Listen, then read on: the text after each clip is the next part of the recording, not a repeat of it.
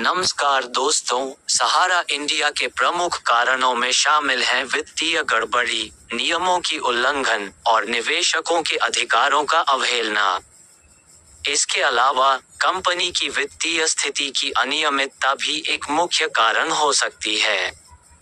सहारा India निवेशकों के बीच विवाद का किस्सा कई वर्षों से चल रहा है।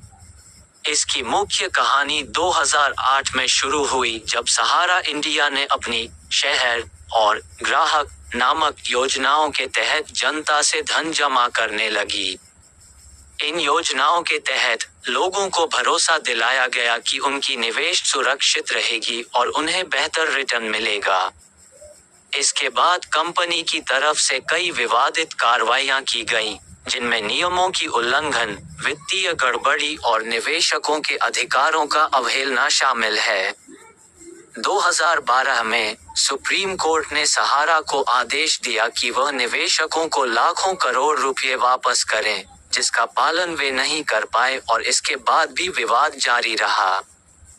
यह मुद्दा वित्तीय संस्थाओं और निवेशकों के बीच भरोसा और समझौते के मुद्दे पर भी प्रकट करता है, जिससे संस्थान और निवेशक दोनों की सुरक्षा और हित सुनिश्चित हो सके। वर्तमान में सहारा इंडिया के संबंध में विवाद जारी है, जो विभिन्न न्यायिक, वित्तीय और सामाजिक मामलों को घेरा हुआ है। निवेशक द्वारा यहां दावे किए जाने वाले धन की सुरक्षा और वापसी की मांग अभी भी जारी है। न्यायिक प्रक्रिया के दौरान विभिन्न अदालतों ने कई बार आदेश जारी किए हैं, जिसमें सहारा को निवेशकों को धन वापस करने के लिए निर्देश दिए गए हैं, लेकिन अब भी इस मामले में पूरी तरह से समाधान नहीं हुआ है। यह मुद्दा दरअसल भारतीय वित्तीय प्रणाली के लिए एक महत्वपूर्ण संकेत है, क्योंकि यह विशेष रूप से निवेशकों के हित और संगठन की संरक्षा के बारे में सवाल उठाता है। इस मुद्दे पर विचार करते समय ये भी देखा जा सकता है कि सहारा इंडिया के वित्तीय विवादों ने न केवल निवेशकों के लिए संघर्षपूर्ण सिद्ध हुआ है, बल्कि उनकी सामाजिक और आर्थिक स्थिति पर भी प्रभाव डाला है। इसके परिणामस्वरूप वित्तीय संस्थाओं और निवेशकों के बीच भरोसा और सहयोग की आवश्यकता और महत्व भी प्रकट हो रहा है। इस संदर्भ में सरकारी निकायों के द्वारा वित्तीय परिस्थितियों का सटीक निरीक्षण और नियंत्रण आवश्यक है, ताकि ऐसे प्रकरणों के दोहन को रोकने में समर्थ रह सकें। इस मुद्दे को समझने के लिए ये भी महत्वपूर्ण है कि सहारा इंडिया के निवेशकों के साथ हुए विवाद की गहरी जांच और समीक्षा की जाए। इसके अलावा वित्तीय प्रणाली में सुधार के लिए संगठनों को जिम्मेदारी लेने और नियंत्रण में मजबूती लाने की जरूरत है।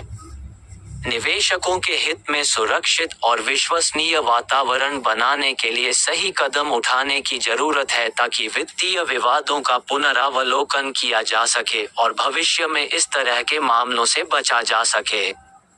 इस विषय पर आगे बात करते हुए हम ये सोच सकते हैं कि वित्तीय संस्थाओं और सरकारी निकायों के बीच सहयोग बढ़ाना भी महत्वपूर्ण है।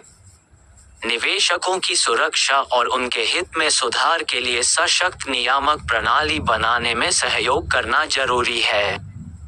इसके अलावा निवेशकों को उनके अधिकारों की पूरी सुरक्षा और समर्थन भी देना चाहिए। ये समस्याओं को सुलझाने के लिए एक सम्मेलन बनाने की भी आवश्यकता है, ताकि सभी पक्ष एक साथ काम कर सकें और इस मुद्दे का समाधान निकाल सकें। इस मुद्दे को गहराई से समझने के लिए हमें वित्तीय प्रणाली में पारदर्शिता और जिम्मेदारी की महत्वपूर्णता को समझना चाहिए। सरकारी निकायों को निवेशकों के हित में सुरक्षित वातावरण सुनिश्चित करने के लिए कठोर कानूनी उपाय अपनाने की जरूरत है। इसके साथ ही सहारा इंडिया जैसे संस्थानों को भी निवेशकों के साथ सही तरीके से संवाद करना और उनके अधिकारों का सम्मान करना चाहिए। इस प्रकार की पहल से वित्तीय संस्थाओं और निवेशकों के बीच विश्वास को मजबूत बनाने में मदद मिल सकती है और वित्तीय संकटों को समाधान करने में सहायक साबित हो सकती है।